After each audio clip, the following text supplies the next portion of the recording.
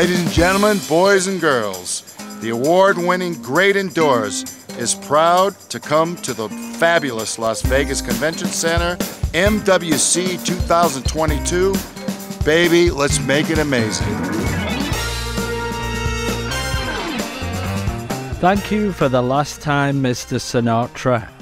Yep, this is Season 5 of TGI, and we're still here in Las Vegas as the GSMA's official podcast. I have been joined, this whole week by a multitude of guests from across the industry, and I'm also here with my entire team, including, of course, my producer and co-pilot, Larissa Yee. Now, I cannot believe it. This is the 10th and final episode featuring some of the incredible conversations that we captured at North America's biggest telecoms and technology show. And in this season finale, this TGI in Las Vegas finale, I'll be speaking with some familiar faces to the show. Firstly, Michael Anderson, CEO of Expeto, who provides us with an overview of some of the progress the company has made since we spoke to him in Los Angeles 12 months ago.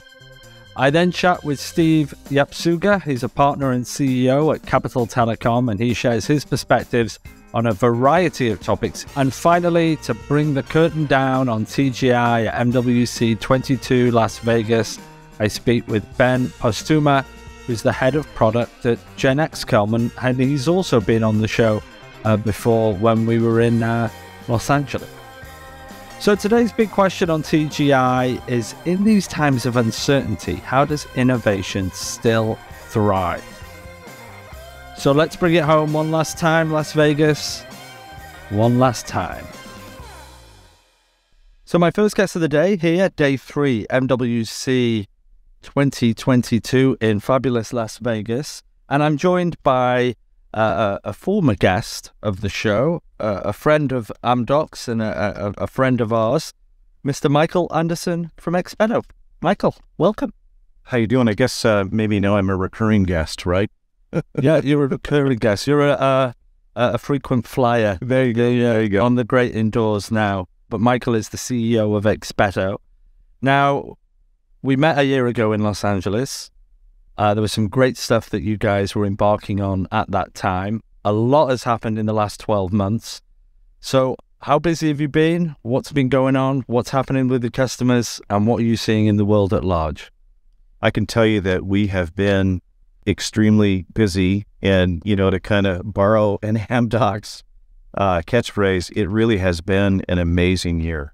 And when I say that is we, Expeto basically enables private wireless networks for medium to large businesses really focused on mission critical applications.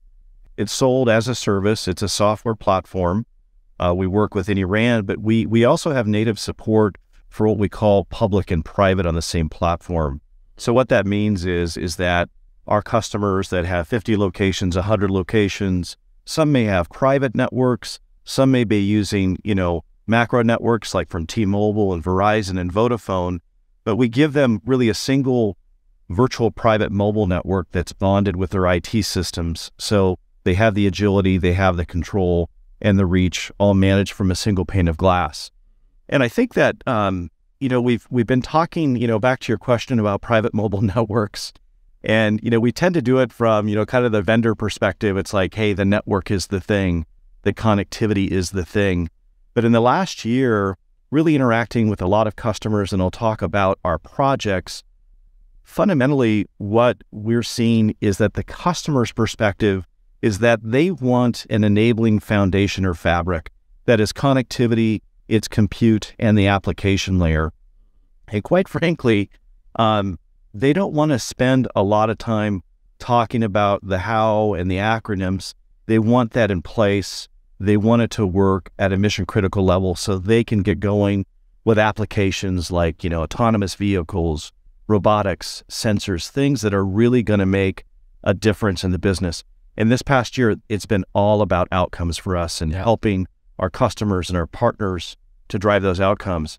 And it's really fun. It is really fun to see, what's happening. And, to see an autonomous vehicle with all these VLANs and, driving down this big mine, that's something, but also some of the safety applications and, seeing the fact that, we're actually, we're saving lives with this technology. Yeah. Yeah. And I think there's a couple of points there that I've heard all week that you bring home there, Michael. Again, 12 months ago, we talked about connectivity. Everybody was just talking about the connectivity of 5G in particular.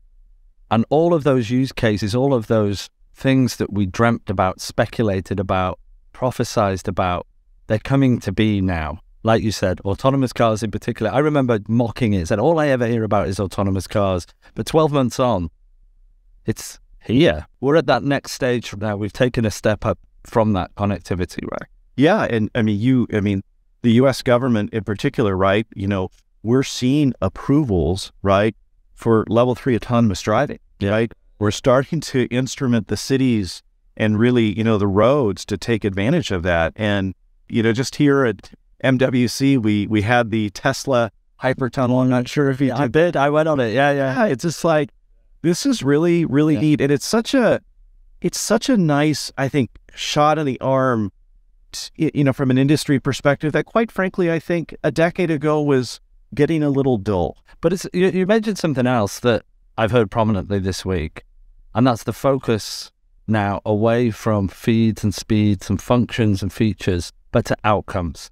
And it's outcomes that are not just solving business problems and driving efficiency, but are actively helping to make the world a better place, right? So there's that element now. You can see this technology coming through and how it's impacting or improving society.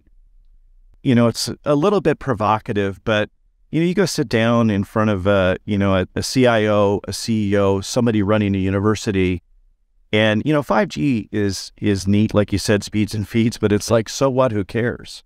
It's the outcomes, right?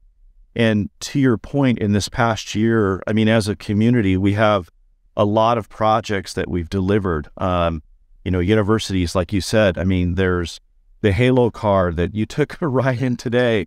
There's, I'm at a mine site with this, massive multi-ton autonomous vehicle, moving, precious materials over a 5-kilometer, type of span.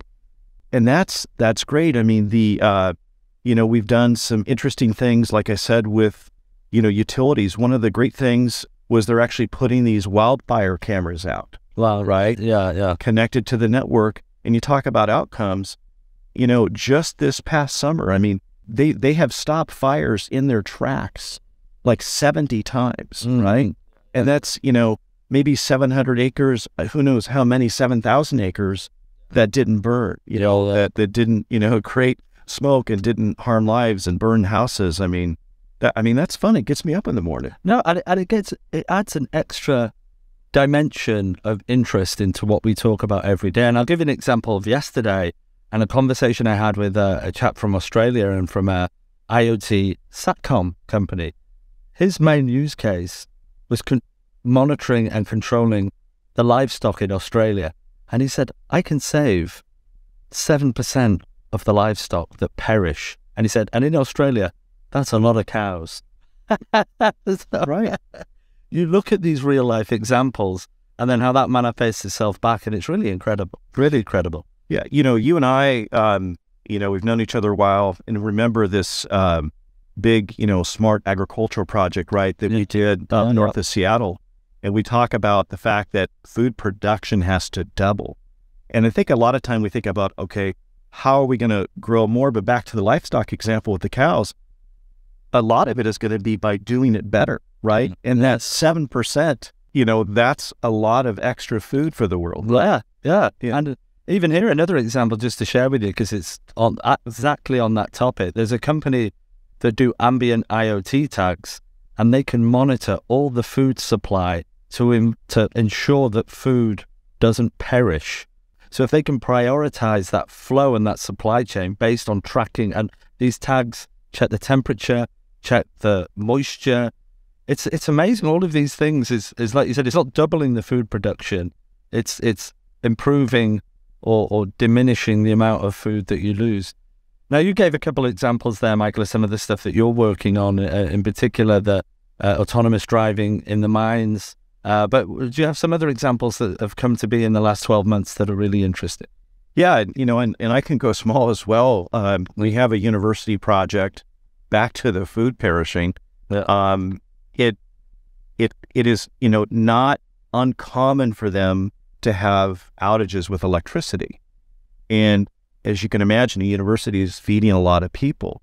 They will lose, 20 upwards to $50,000 a month just, basically not knowing the power was out, right? Right, yeah. And, and it comes back to, I think the point that we as an industry really need to focus on, and that is we have got to take all the complexity out of this stuff and be very empathetic to these enterprise customers that we're serving, the farmers, the universities, the mining companies, the electricity companies, and put in a fabric that allows them to quickly, I'm going to put a sensor here.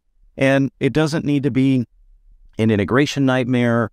I could basically just point and click, pre-populate what data sets I want, where I want them to go, using AI algorithms, et cetera, so they can really put these things to work. But, back to that food example, that was like an hour of installing, a few sensors in their main refrigerators.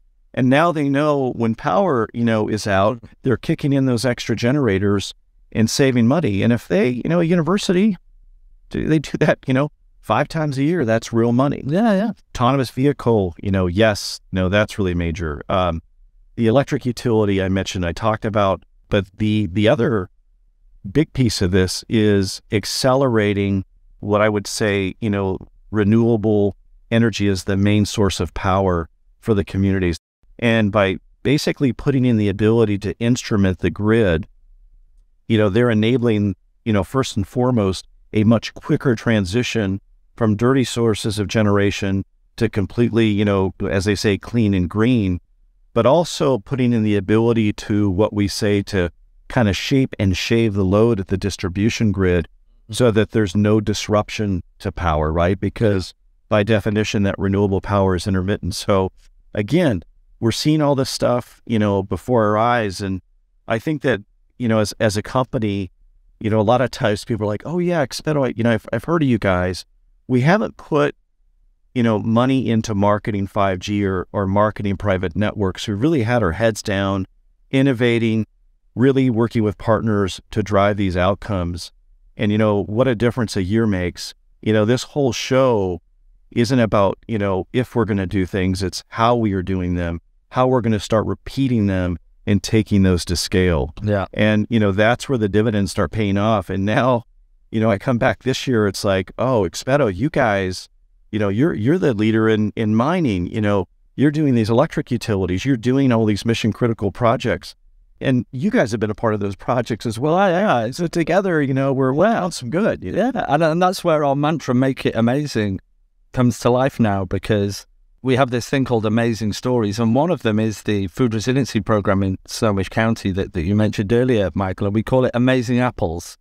And we're doing a project in South America, in Chile, with a mining company. And it's like amazing mining and amazing cargo ships with the study we did at the Tacoma port. So it becomes fun from a marketing perspective when, like you said, you're marketing positive customer outcomes that everyone can understand and everybody's benefiting from, rather than marketing, well, our next product is R5243 compliant and such and such and such. You know what I mean? So there is that extra fun now, that extra energy, that extra pride in what you do.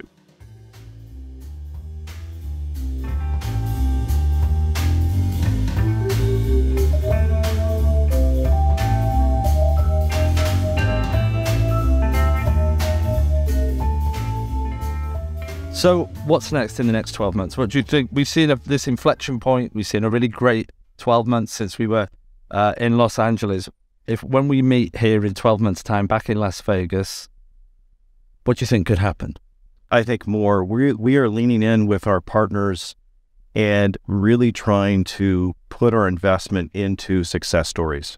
Yes, we have some great success stories in mining, in energy, in campuses, but we're going to be striving for some great success stories in healthcare, in manufacturing, that, quite frankly, if I'm a CIO, if I'm a CEO of an enterprise, I don't want to go first, right? So we really want to create that proven catnip for guys to say, okay, I'm going to dive in this pool now because my friends are there, they're being successful, they're driving outcomes, better, safer, more efficient, automation, so more. Right now, we're still in an industry where we are, we're pushing into these areas because we need to demonstrate the value.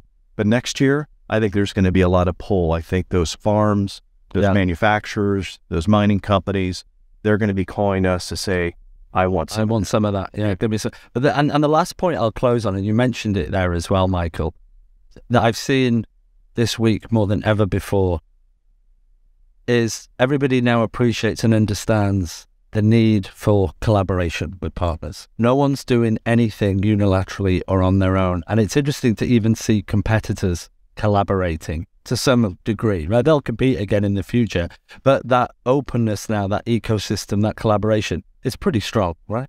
It is really strong because I think in essence, we know that, to cross this new divide successfully, that we do have to collaborate to create these outcomes to really drive adoption. Because if we just think that people are going to get attracted and deploy technology for technology's sake, we're never going to recognize this wonderful opportunity. Yes, billions, perhaps trillions of dollars of opportunity, but really to fundamentally, be that catalyst to change the world for good. Absolutely. Right? Absolutely. Great closing statement there, Michael. Now listen, we're going to finish. This is something you haven't seen before. What we've done in the last 12 months on on the Great Indoors is a quick fire round called TGI to go. And this is basically 5 multiple choice questions. You give your preference, and it just helps our listeners to get to understand your personality a little bit. And we finish off with a bit of fun. Are you ready? I'm ready.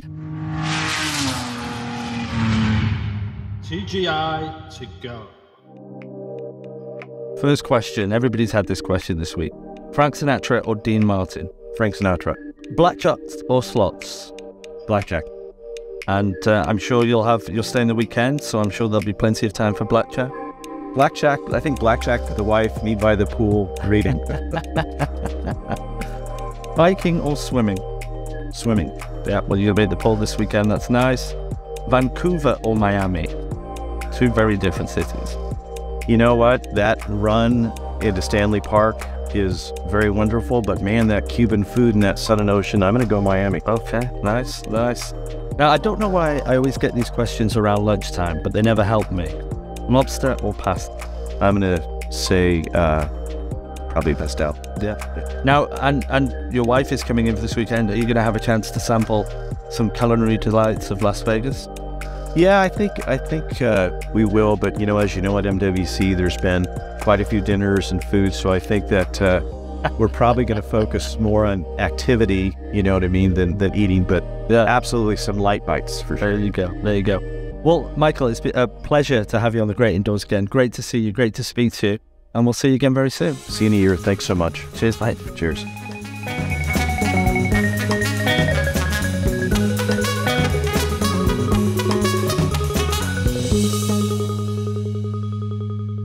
My next guest on the Great Indoors today at MWC 2022 Las Vegas is Steve Yapsuga. Now, Steve is the partner and CEO of Capital Telecom Services. He also serves on a number of boards, including NetAs and many more. And he's going to tell us a little bit about what he's seeing in the market and at the show here on day one. So, Steve, welcome to the Great Indoors. Oh, thank you. Thank you, Matthew. Appreciate it. I gave you a brief introduction there, but for the benefit of our listeners, just give some highlights of what you do, of what you're passionate about, and what you've seen so far at the show. Big advocate for infrastructure. And for the past 20 years or so, I've been heavily involved from the OEM side, manufacturing, distribution, engineering, and technical. Currently serve on board for the Northeast DAS and Small Cell Association called NEDAS. Longtime board member for the Maryland DC Wireless Association, part of the Wireless Infrastructure Association. What's really interesting that my takeaways have been there's that uncertainty, and uncertainty with the economy, uncertainty with the marketplace, and certainly with the tech companies that are out there today. A lot of the movement with the chipsets and that whole stranglehold of movement has really exacerbated quite a bit for projects and whatnot. But at the same point in time, there's a lot of opportunity. I'm more of an optimist, and I think that my takeaway from today is going forward, where you're talking about technology, how other technologies are helping lift the tide for all the boats. And one of those is electrical and power systems. I find this to be pretty exciting because it was just announced by President Biden's infrastructure, the law that is now providing $5 billion to help states install EV chargers along interstate highways. And this is part of the NEVI, which is the National Electrical Vehicle Infrastructure Formula Program. And what this is doing is the funding is going to be $1.5 billion, and it's going to cover an estimated 75,000 miles of highway across the country. But this funding is part of the infrastructure plan to help support for $5 billion over the next 5 years. What does that mean to us? I think what's interesting is that this means opportunity for the electrification of EV. We have to look at it not from the mundane side of, okay, there's going to be more charging stations so we can go from Maryland to Maine a little bit easier, but really it's more about creating a smarter network. And the smarter network, the grant money and the monies that are being pushed into these areas now you can have a fleet. Now you can upgrade a school bus into a high technology vehicle that can automate and have IoT connected to it. So you made 2 points. So your notion here is that the investment coming from Biden on the highways, what was it again, 75? It's 75,000 miles of highway across the country. Yeah, so what's happening right now is I think the argument for EV is what this should be doing is raising our antenna so that we're more focused on helping develop better infrastructure with the power systems, and we have to look at smarter grids. So the propulsion of electric vehicle adoption through this kind of investment will then cascade down into the adoption and proliferation of other technology. Absolutely, because back in 2015, when this all came about, and then Alphabet joined on board, and there was another $350 million that added to that contest, because there were 7 finalists, and Columbus, Ohio was the winner. But everybody really was winners, back like, your kids of these days, everybody gets a trophy, but they truly get a trophy because now if you go back to the 77 cities, many years later, now they're pushing more fiber. Now they're pushing a lot more of that. But the problem at the time was that we didn't have, 5G moving about, and we were just on 4G. With looking at 5G networks, now you can realize monetization for vehicle to infrastructure. Now you can look at monetization of being able to capture those rates within a network within electrified vehicles and stations. You can do biometrics, you can do face recognition, and there's money to be made, not just being altruistic, because there's other ways to being able to help generate more jobs, new opportunities. That's a big plus. Also, you mentioned there that you had a sense or a feeling of a lot of uncertainty. Where do you see that manifest itself?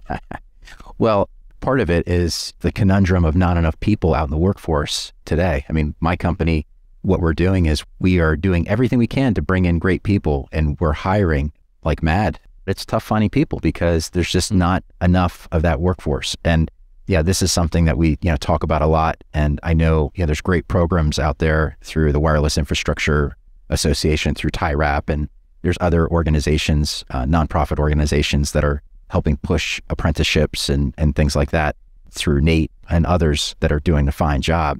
But I think all of us can kind of look at that to say, how do we create a better farm system? How do we create a better way to be able to get somebody who's green, who has the aptitude and willingness to learn, just like all of us in this industry? Ask anybody who's been in this industry more than 5 years, who's had middle or upper management, how did you get to where you are? Everybody's got a different story. But it's also fascinating where we talked about what 5G can enable, and it's been speculated and prophesized for many years, particularly in shows like this. And everybody always says autonomous cars, autonomous cars, IoT, autonomous cars. When the reality a year ago was that 5G was really still about connectivity, rural connectivity, bridging the digital divide, and elements of private enterprise network. But I think it's fair to say now that the dreams, as it were, the big, exciting, sexy use cases like autonomous, they're coming to reality now. Right. You look at the old CSI TV shows where people feel that that type of technology is there, right at an instant. Once marketing talks about 5G, that they look at their phone and they expect that 5G is there. Well, in actuality, 4G took 7 years and 3G took roughly about the same amount of time. And it's, we're still at the infancy. We still have about another 5 or so years to go. I mean, there's tremendous push. And if you heard in some of the speakers earlier today, I think with looking at Dish, AT&T and their push, I mean, there's a huge push for that entire network for 5G. They're very aggressive. They're doing an outstanding job, but there's still a lot ahead.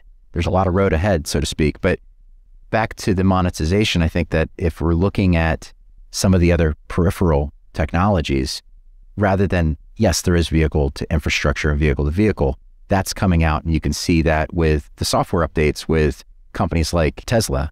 Tesla is doing an amazing job. We talked about this before the show went on, that Elon is innovating like his rocket ships. And rather than buying another rocket and doing a private label, he's starting it from scratch and he's finding more efficiencies. And that's the same thing with his power systems. He's creating it, by scratch. That's almost kind of how we have to look at it, because this growing demand for the power system grid, the old grids, they don't have enough. And so we have to build upon that. When we talk about use cases as one thing, we touched upon this before, there's an ecosystem or there's a plethora of technologies that themselves coalesce around 5G. There's a symbiotic relationship between all of them. Sure. And that fundamentally changes previous iterations of the Gs, what needs to go to get these things out into the world. Very much so, because before, I think it was a little bit more siloed. You could find that middle market or the middle technologies that would operate on its own auspices, such as video surveillance. You look at CCTV that migrated into IP surveillance and using software as a solution and using biometrics and object left behind and being able to track and help manage that. Then new software technologies were able to adapt into that with wireless networks. So ultimately, you look at the same thing with technologies like public safety. Public safety was looked at as just a simple alarm, but now we're looking at IP technology and how that's integrated properly and how that is going to synthesize with helping with monitoring services with fire alarm services. And how does that play into commercial operator grade distributed antenna systems with the carriers? Because that goes hand in hand too. So there's a lot of play there that I think folks have to just be sensitive to.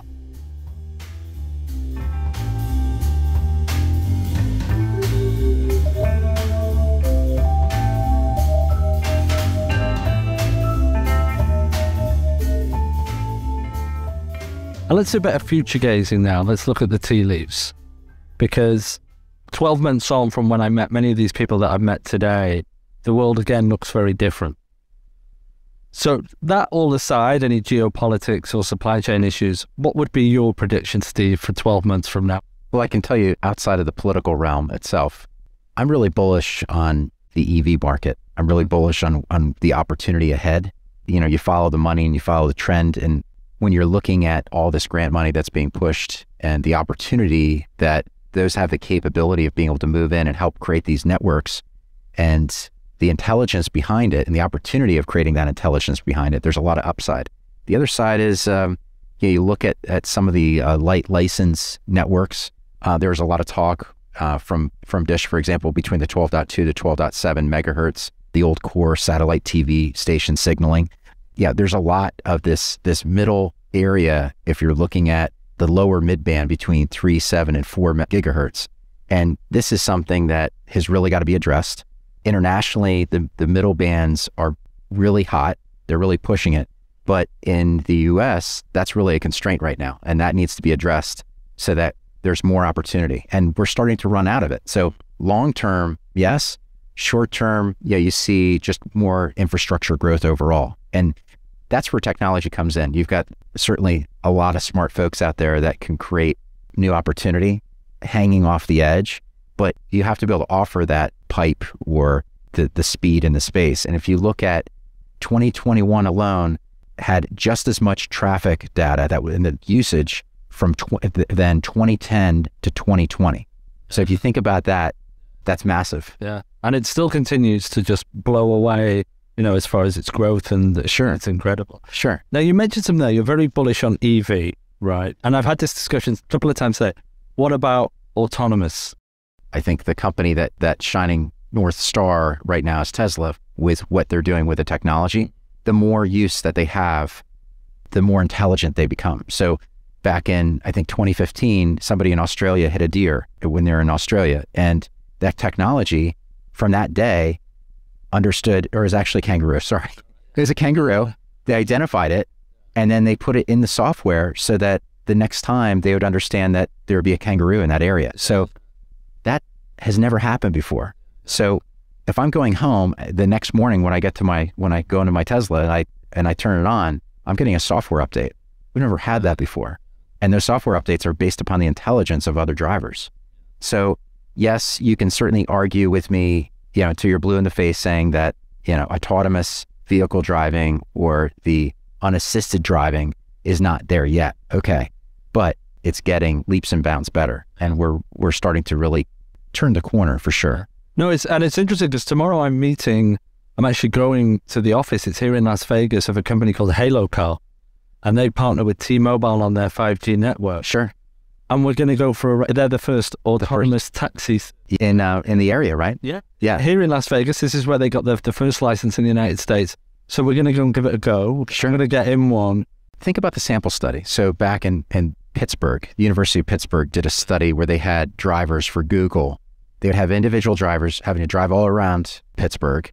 And sure, they've collected a lot of great data, but what if you have the masses, every single driver, that has a EV vehicle that's being able to pull that data for you? It's invaluable. It's incredible. It's incredible. Right. We're almost out of time, but what we do is we finish with what we call our TGI to go.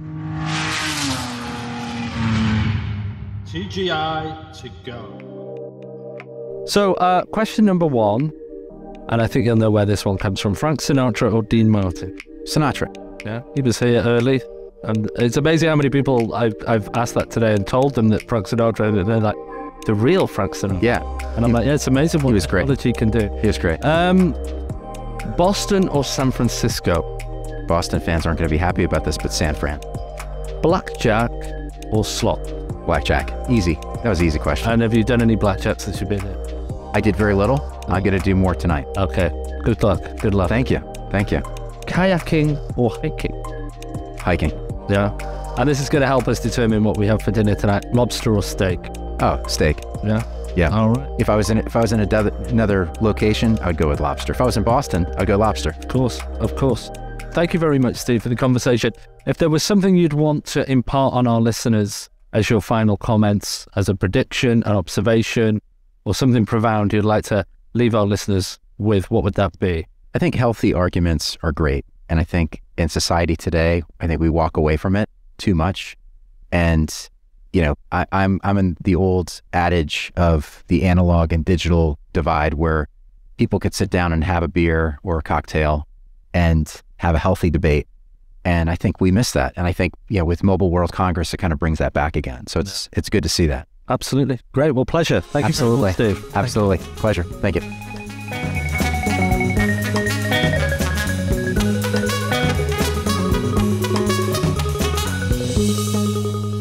Okay, so my next guest here on the Great Indoors MWC 2022 Las Vegas is a former guest, one already of the Great Indoors alumni. It's the head of product at Gen XCon, Ben Posthuma.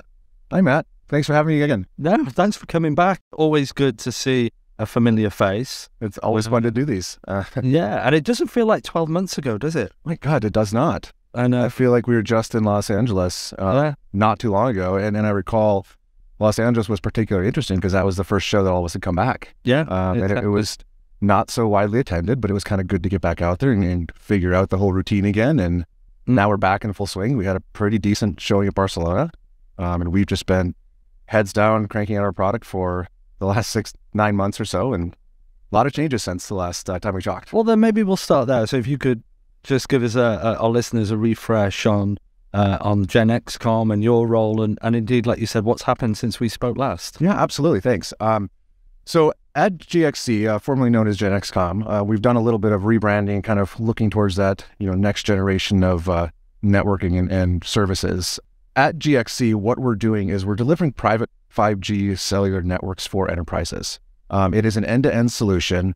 Our first commercial product was launched several months ago. It's called GXC Onyx, and it is an end-to-end platform that encompasses everything from the RAN with our proprietary mesh technology so that we can connect RAN nodes or access points without wires back and providing this relatively large-scale, very dynamic RAN itself, ties back to our core, which we have a lot of technology built on top of to orchestrate the RAN and to do a lot of other very private network-specific activities. It's all managed by a what we think is a very, very intuitive and very elegant network management platform called the Onyx Portal. It's a web UI that you can go in and manage the entire network end-to-end and do all your deployments. But what's unique about that is that everything is included in that portal. Everything from the RAN connections and configurations to the health and status, to the core health and status, to your mesh network, and even things as far as SIM management and authentication and QoS priorities and policies, SaaS registration. It's all done through our Onyx portal, which is a really interesting one-stop place for all of your network management. It builds from there, and that the whole thing is driven by a relatively complex API library, so that when we go to larger players or MSPs or other groups like that, we intend for them not to necessarily use our UI, but to be able to tie it into their own NOC or SOC or whatever else using our API set. So we want people to take control of this full network. Our intent is to license this off and again, just kind of let people run with it and do what they want to do with it. Right. Wow. And that's a recent launch, if you will. It's a recent... It is. It was launched in June. The service that comes with it is called Onyx Connect.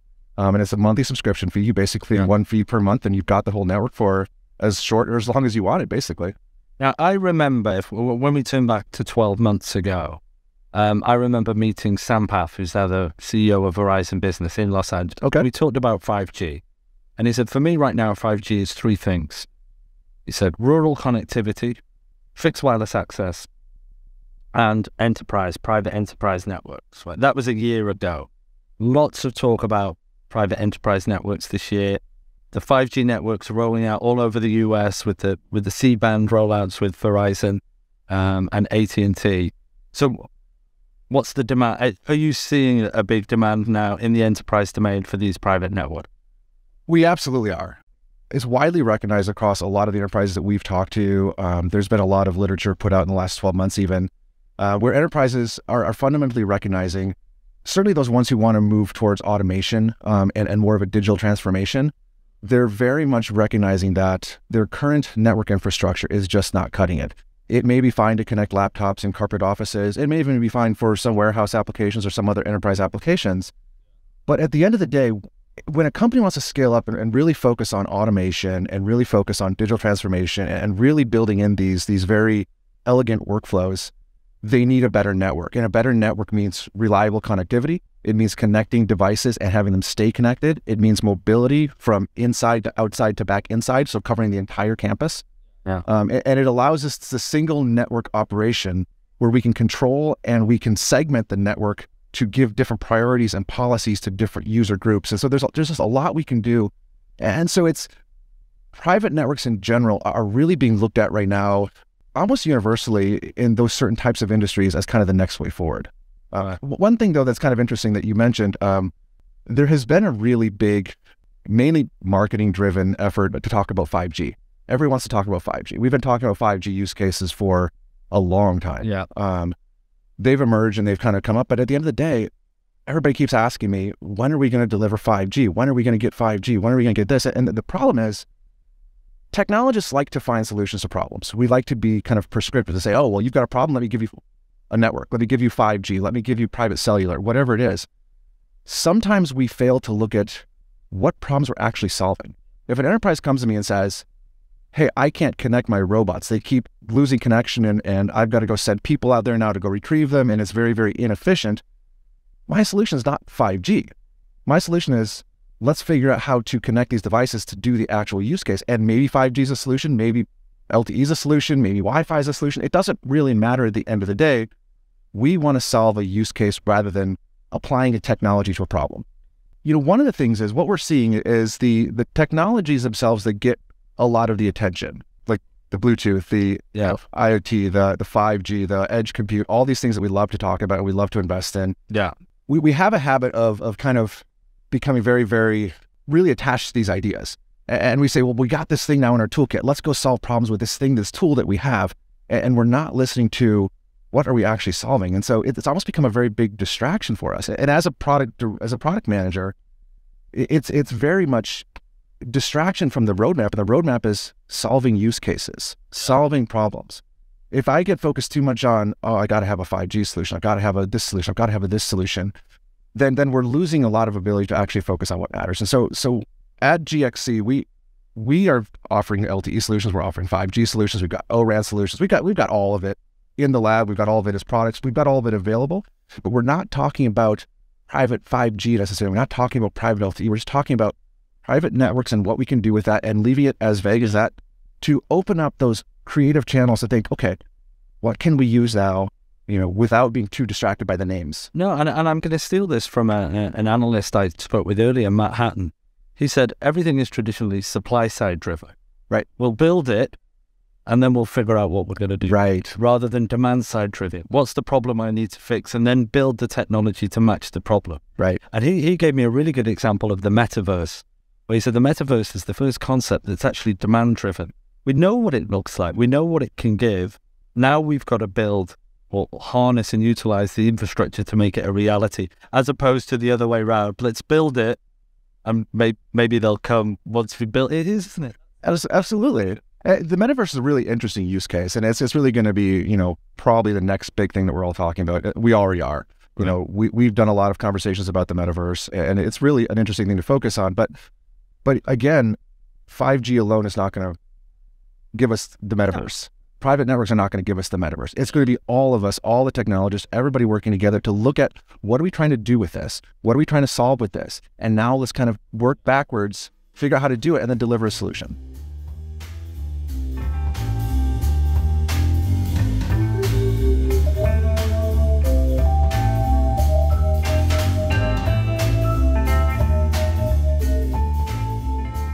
I don't think in my 20 years in this industry, where I've witnessed 2G to 3G to 4G, etc., I don't think I've witnessed the demand, and the demand's the wrong word, the willingness for collaboration across the ecosystem.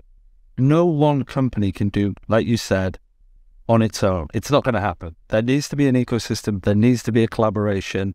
And I think there was always a time where certain companies thought they could do the whole thing themselves, and that would prevent innovation, it would slow things down, and it would give a terrible customer experience. But do you get a sense for that now, and a real collaborative ethos in the industry? I absolutely think that is what we need. You assemble a team of very, very bright technologists and very, very, forward-thinking people, and we break apart, all this giant ecosystem of things that we can build, and no one thing is terribly difficult. There's not necessarily this one thing that we just can't solve this one thing. It's just the problem is that there's so much out there that it would be, especially for the smaller companies, it would be very, very difficult to try and do it all. So collaboration is absolutely key. I think that certainly within the private network companies like ours and some other ones, for the last 12 months, we've been kind of trying to get our own products out the door and kind of trying to develop our own strategies. But now, especially even at this show, I've had a lot of conversations with, quote, competitors. And we're talking about collaboration. We're saying, hey, you know what? Now that the dust is kind of settled and we know what our architectures look like, yours look like this and mine looks like this, and our value is in this particular area, your value is in this particular area. Let's just bring these things together, because at the end of the day, there's this common denominator of all these commoditized systems and technologies that at the end of the day, it doesn't really matter where we go with it, as long as we're trying to figure out, well, you've got your special thing, I've got my special thing, let's work together and build this network. Yeah, and the best example from my perspective, and I totally agree with that point, and I think it's a great point, and I was actually thinking to Larissa about it before, because we have companies that want to come on the podcast, and the first thing is, well, we can't bring them on. This is an Amdocs podcast, and they're a competitor. I was like, well, but we're not competing in this environment. We're sharing ideas. We're talking about what they perceive. So that notion of I can't speak to that person anymore, or we shouldn't speak to them because they're a competitor. Precisely in your example, that kind of goes out the window. Let's chat. What do you see? How do we collaborate? What are you learning? And that's a really interesting development. There's been a lot of really interesting things. The 5G lab has been doing a lot of great things to really facilitate this collaboration.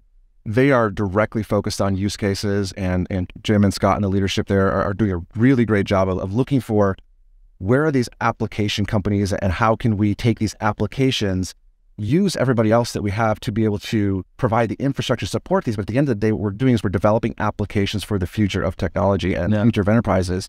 They're doing a great job kind of pulling together this non-contentious sort of everybody's working together. We're all in this to build this really great thing.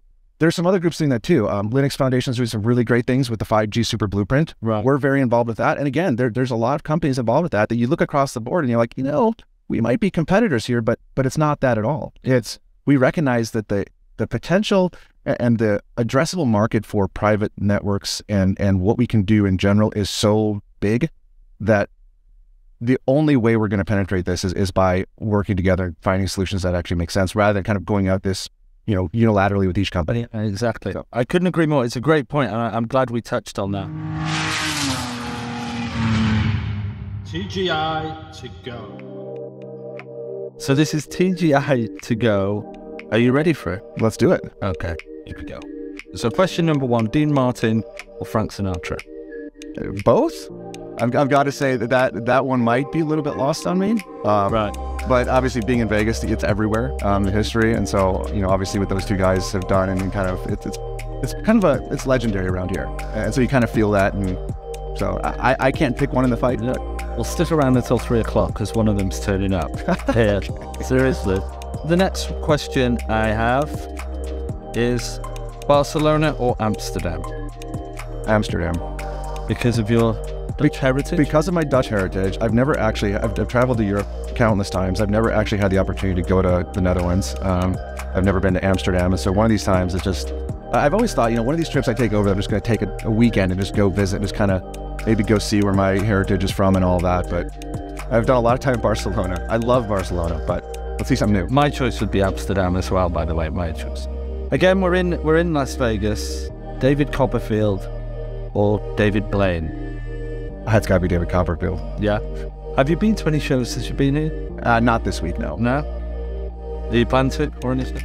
No, but we're hosting an event tonight actually at the Paris Hotel where we're showcasing our network. We're going to have our mesh network up. We're actually bringing in a magician and some, true Vegas style, of course, right? But it's going to be a fun event where we brought in a lot of technology partners. We have our full product up and running. We're going to be, doing live demos and things of that nature. So it should be a lot of fun. The Venetian or the Cosmopolitan? Cosmopolitan. The Cosmopolitan is just a little bit more modern. The Venetian's, of course, very elegant and very luxurious, but I tend more towards the modern. Yeah, okay. And the final question on our TGI to go here, blackjack or roulette? All blackjack. Yeah. And have you partaken in blackjack so far this week? Not this week. I have played a little bit. Blackjack for me, there's a little bit, it feels like there's a little bit more control. It's not as random. It still is, I guess, but it feels like I have a little bit more control of it, and I kind of like that. Well, thank you very much, Ben. Really okay. Well, thank you, Matt. Always happy to be on. So there we have it. There we are. We're done. Las Vegas complete. What a great week. What a wonderful 10 episodes. I've enjoyed every single one of them. I want to give a big shout out, a big thank you to all our amazing guests that joined us here in Las Vegas. It's been totally amazing. There's no other word for it. So stay tuned for more, and also check out amdocs.com/The Great Indoors for more information, back episodes, and videos associated with TGI. Now from next week, we'll be in Sao Paulo, Brazil, where we have some incredible guests lined up for our first amount of South American podcasts. What an event. But for now, I'm Matthew Roberts in Las Vegas for Amdocs. I'll see you next time from Sao Paulo, wherever you are.